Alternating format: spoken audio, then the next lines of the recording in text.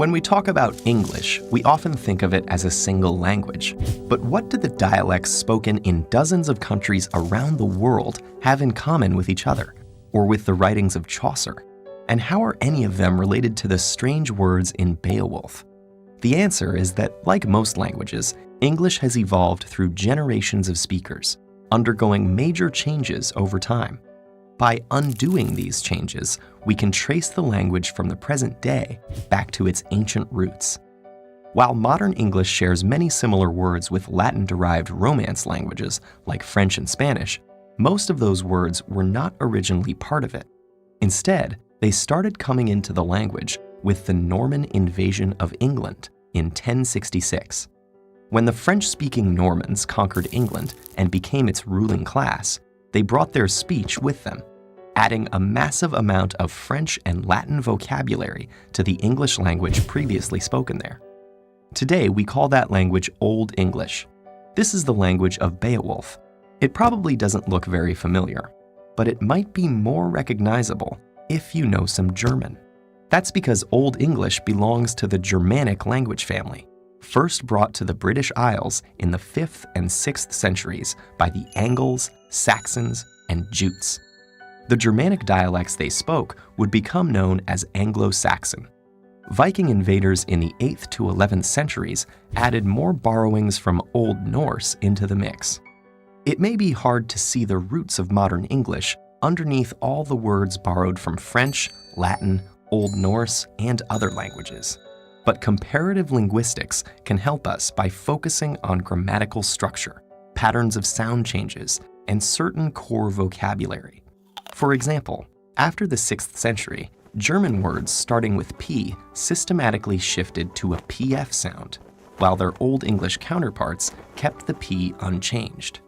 In another split, words that have SK sounds in Swedish developed an SH sound in English. There are still some English words with SK, like skirt and skull, but they're direct borrowings from Old Norse that came after the SK to SH shift.